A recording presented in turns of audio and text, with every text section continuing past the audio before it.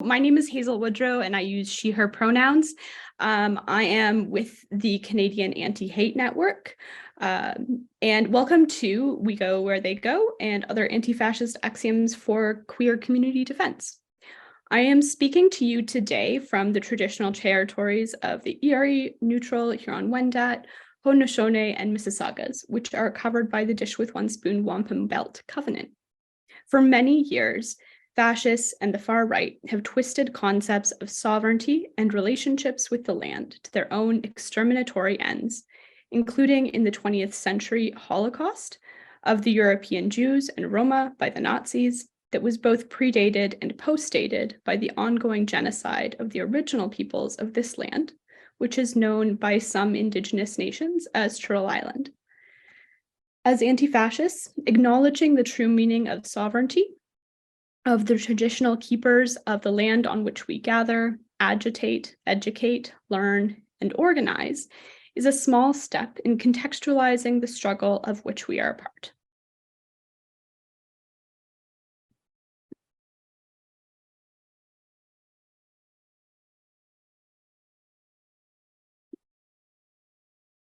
Before we begin, I want to tell you a little bit more about the organization that I'm here representing.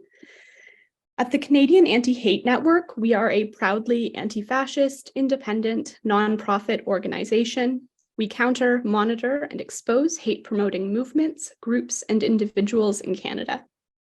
We conduct research, investigations through open source intelligence gathering, as well as through infiltration of hate-promoting groups and movements.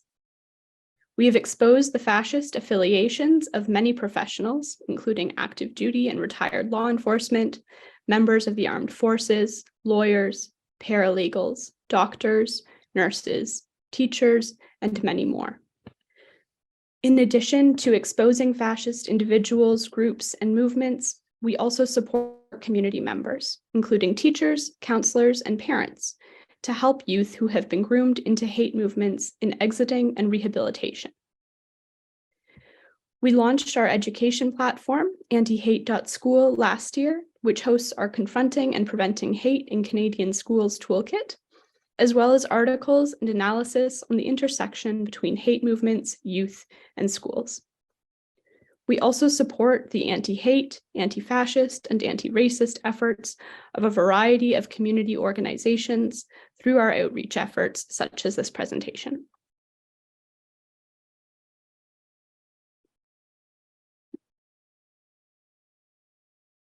Before we start, I just have a few notes on safety and self-care and self-regulation.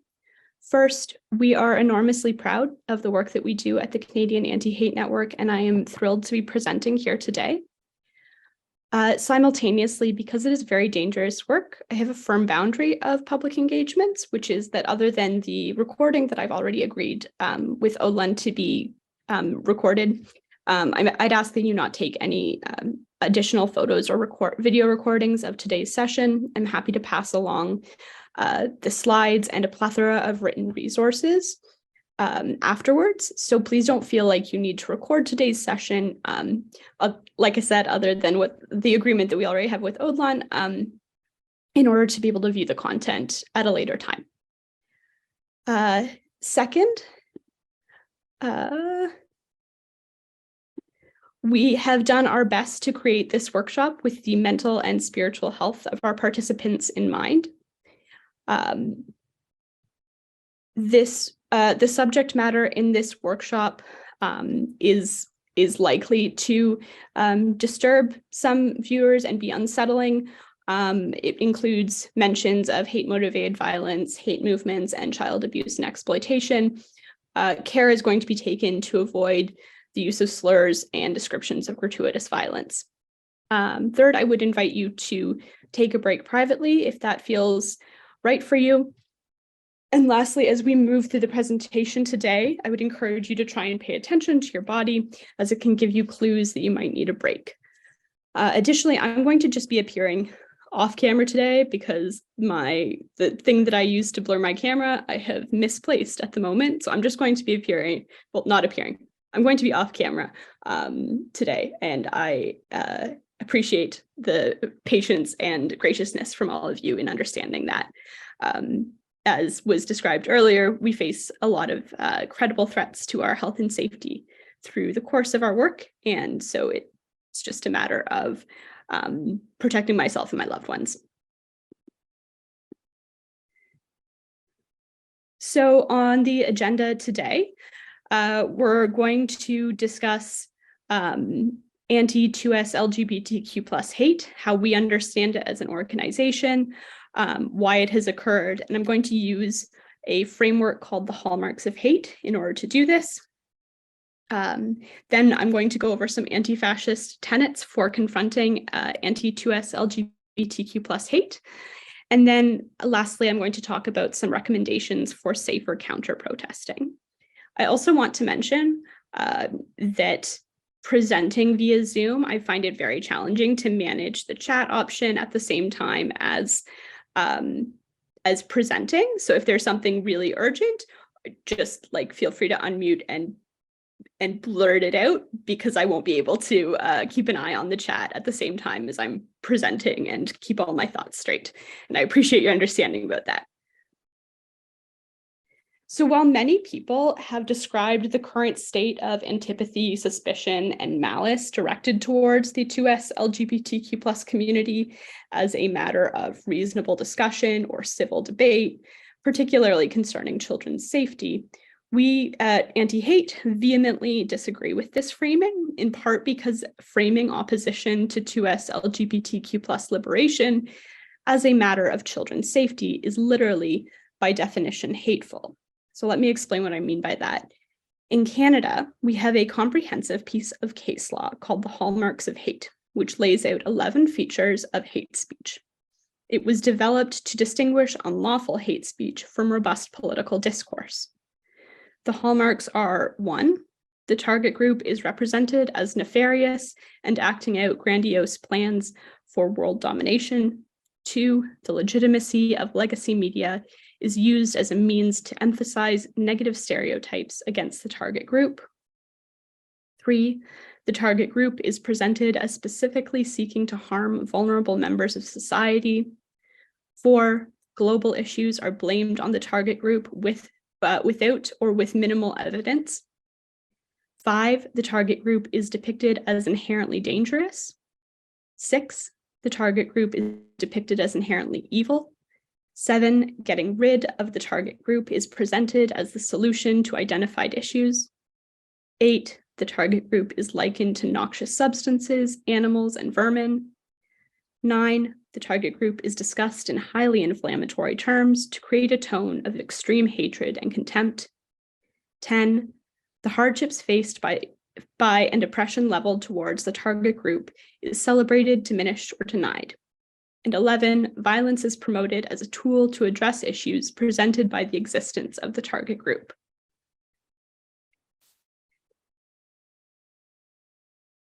While we have seen every single one of these hallmarks of hate speech against the 2S LGBTQ+ community, the most common hallmarks we often see are numbers 3, 5, 7, and 11. And I'm going to explain how those work right now. First, queer and trans people are positioned as seeking to harm children, either by sexually abusing them or by turning them trans or gay, which is often considered by the anti-2S LGBTQ+ groups and individuals as a form of sexual abuse. The trope of the predatory gay has existed for decades, and in recent years, as trans people have become more visible and open in public life, the focus has grown to include and sometimes shifted entirely towards trans people. It is important to also recognize that trans women often bear the brunt of this kind of hateful trope.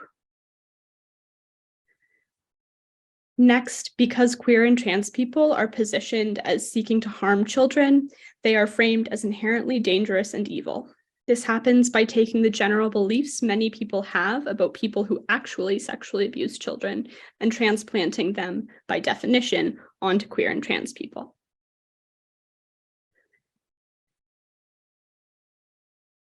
Then, because queer and trans people are positioned as so dangerous, so evil, and such a threat to children, the hateful narrative says that they must be removed from society entirely.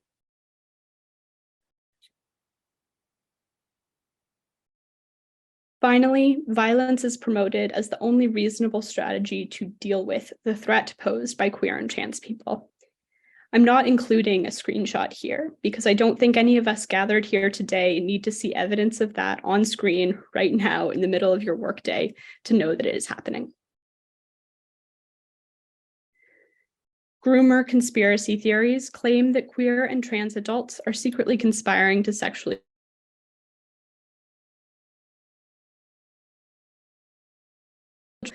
version of this conspiracy theory suggests that a small group of wealthy Jewish families is imposing a transhumanist agenda upon the masses in order to financially profit from gender-affirming healthcare.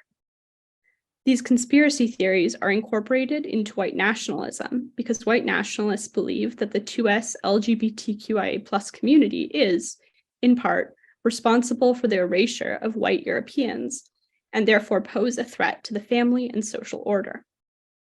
This form of hate speech is especially insidious because it frames anti-2S LGBTQ+ hate as rational and reasonable to people who do not consider themselves to be far-right or even right-wing at all by positioning queer and trans people as an inherent threat to children. So now we're going to talk about resistance against this, and I'm going to break down my thoughts into 3 anti-fascist tenets, and within those discuss what this looks like for both offline and online community defense. I also want to recognize that these strategies aren't all universally available to everyone who wants to confront anti-queer and anti-trans hate in our communities, but hopefully there is something here for anyone who wants to help. As the title of the presentation says, one of the core tenets of anti-fascist organizing is we go where they go. This means that we do not allow hate movements to organize undisturbed anywhere they go. There are lots of ways to do this. One way to do this, especially effectively, is if you know where and when the far right is gathering ahead of time, and you can disrupt their plans by taking up space first. Showing up early in numbers will dampen their efforts and make it clear that the community doesn't welcome their hatred. If you're aware that they're planning a rally that requires a permit, try applying for a permit before they do. Taking up community space in the face of far-right organizing is an effective tactic against their recruitment and organizing. If they know they can't pull it off because the community will always beat them there, they may stop organizing in that location, or better yet, they may just stop entirely. Taking up space after the far right holds an event is good too. Showing the community solidarity and care, and that there are people who will stand up to hateful bullies, is a great way to meet like-minded people and gather numbers for future actions.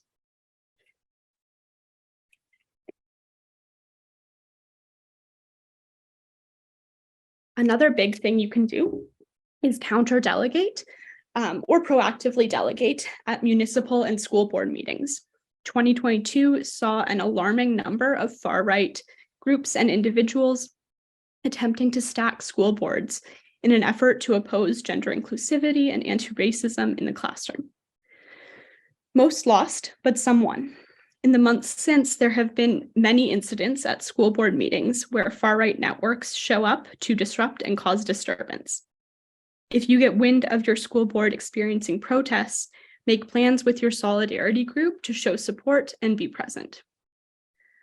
The screenshot is of the headline for an article that we published, which was the full text of a young person named Andy Bosch's speech, which was given at a Ottawa school board meeting.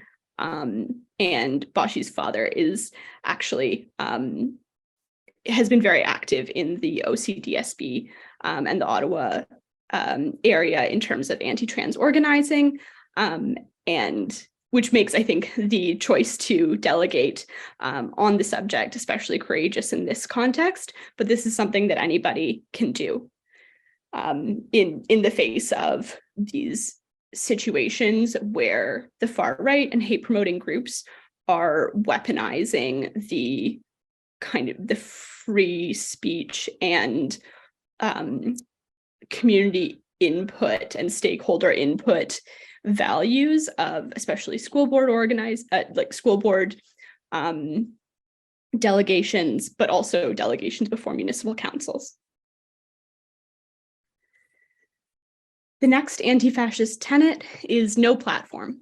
In the words of Mark Bray, author of Antifa, the Anti-Fascist Handbook, quote, "The idea of no platform for fascism grew out of a recognition that the fascist menace was so destructive that you don't allow even the slightest gasp of air to grow, that you prevent the articulation of fascist politics because it's a lot easier and more effective to do when it's small than when it grows. We can practice no platform offline by pressuring venues to cancel far-right events. We can pressure events to cancel far-right and hate-promoting speakers.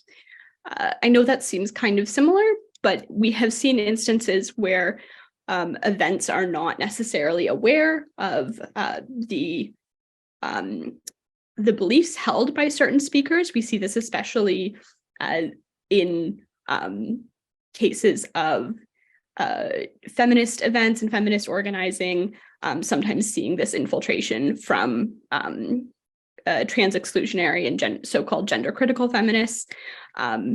To be clear, we don't see this often, but when we do see this sort of entry happening, feminist spaces are can unfortunately be quite vulnerable to this. And I'm going to talk a little bit more about entryism in a few minutes. So because not all organizers are always aware of the true politics precisely of all of their speakers, if the event is generally not hateful, you can assume good faith when reaching out and providing them with this background information. When far-right and hate-promoting events do occur, despite our best good faith efforts to prevent them, we can still practice no platform by creating social consequences and by making it unpleasant to attend or speak at these events.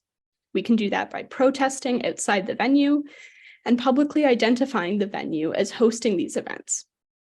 This contributes to the no platform ethos because it discourages future platforming of far-right and hate-promoting speakers by demonstrating that the community will not accept or tolerate their presence.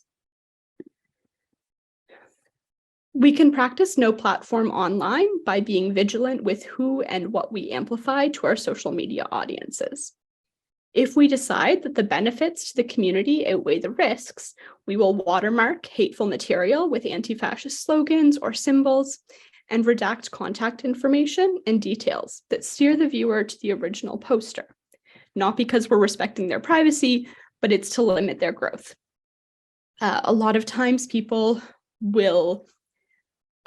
think that sharing information and reposting hateful material online is like by necessity a good thing in terms of consciousness raising and awareness raising. We are learning more and more from studies like the one on the screen, which is called the oxygen of amplification, that sometimes hate promoting and disruptive and far-right groups really benefit from the amplification that comes with people seeing their content and being very outraged by it and then reposting it kind of almost a bit compulsively. So I would encourage you, if you're seeing hateful content online, to be really thoughtful before you share it, especially if you have a large audience. And definitely never be sharing hateful content publicly without redacting contact information. So that would be websites, phone numbers. I would say for a protest that you might even want to consider unless you're prepared to also be posting a call to action for there to be a counter protest, because otherwise especially with the way that Twitter works right now. And I'm thinking especially Twitter, but also other social media pages where so much of the content that we'll see on our feeds is coming through an algorithm and not necessarily because of the people that we follow. So that means that when you're posting content, you can't assume that the only people, at least on Twitter, if you have a public profile, you can't assume that the only people who will see it are people who agree with you and who will be likewise outraged about this kind of posting. You have to recognize that some of the people who will see that could be people who would see it and be like, oh, that sounds like a great way to spend my Saturday. Thanks for the heads up. So really be thinking about that and being using your discretion before we're sharing hateful, far-right, extremist material online.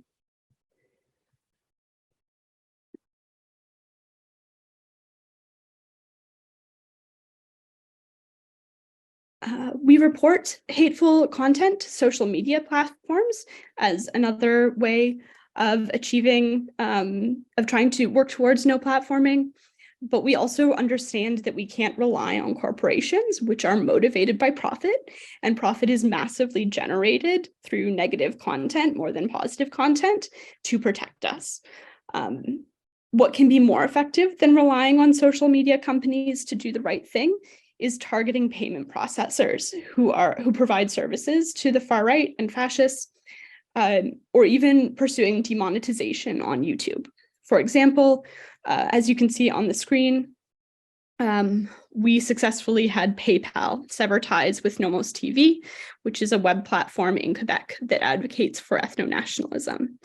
When we contacted both PayPal and YouTube for comment, including what the hosts of the program had said, PayPal removed their ability to fundraise and YouTube banned them.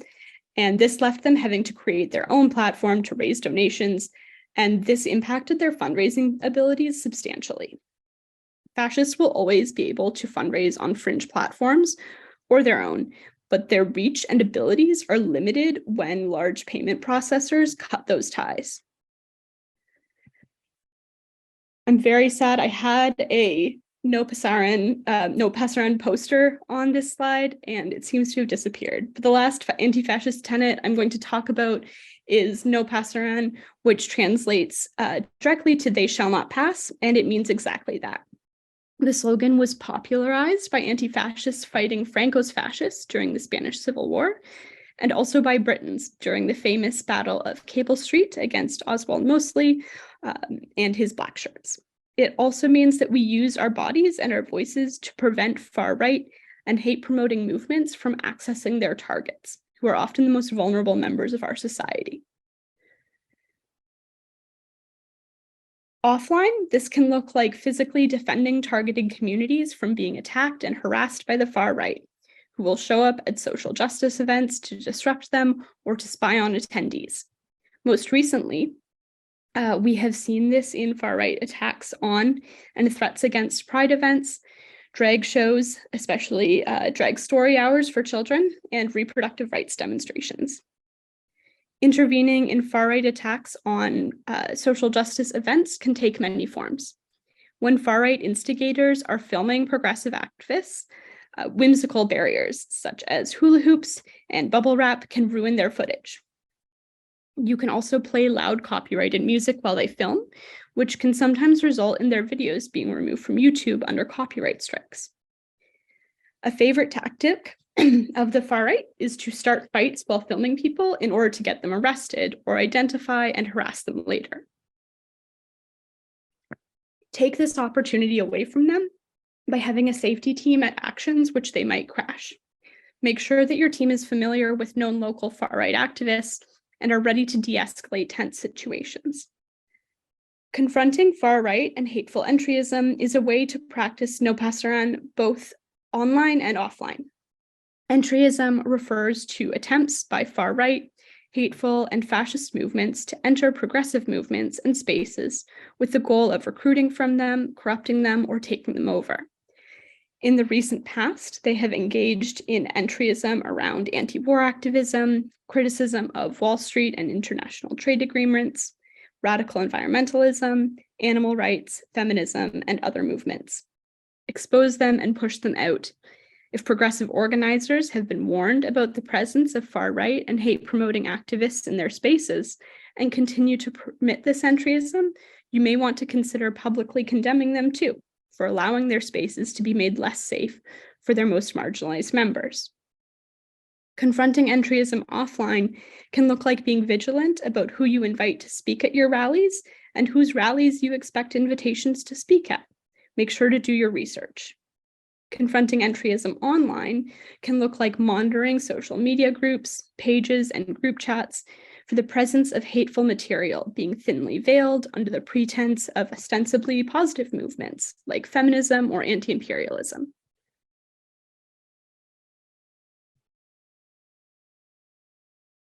I'm now going to close off by talking about some of our recommended strategies for countering the far right in ways that keep you and your community as safe as possible.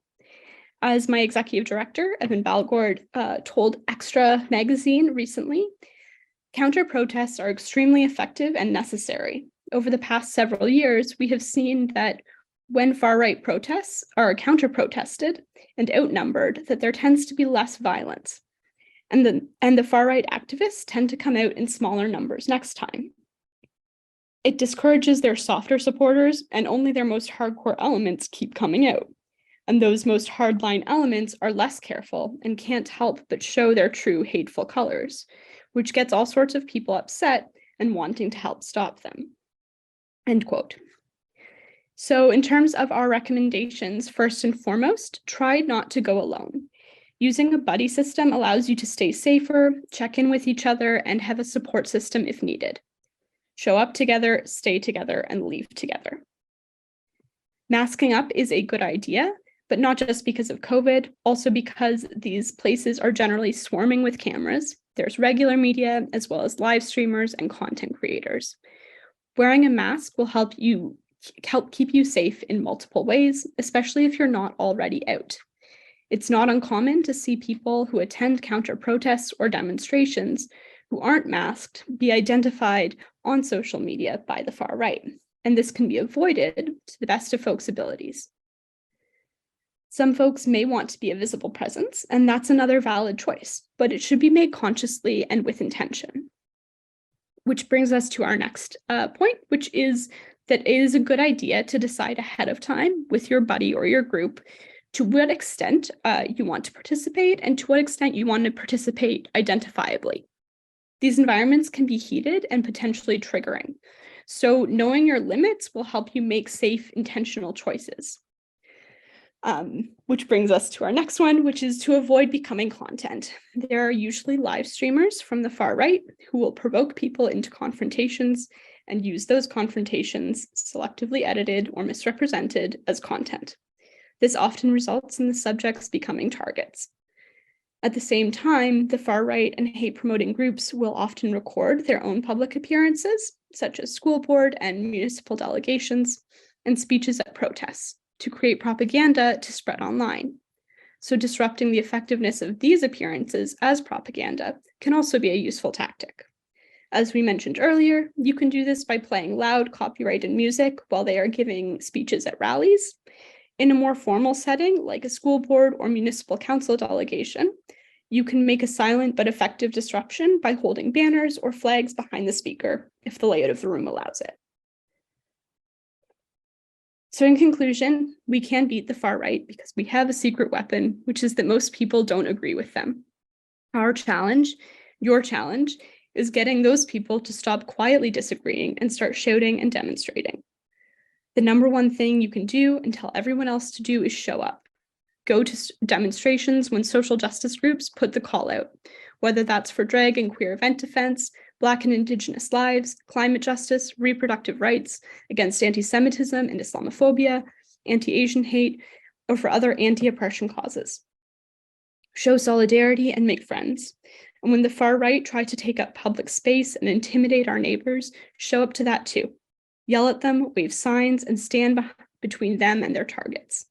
Make them feel unwelcome, and fewer of them will show up next time. The convoy occupation of Ottawa last year was a turning point for a lot of folks who woke up to the danger. Knowing where to start can be difficult when joining this fight against the racist right, white supremacy, misogyny, and anti-2S LGBTQ+ hate. Let's bring those people in, bring them to demonstrations, and show the far-right bullies that they aren't welcome in our communities. Thank you very much.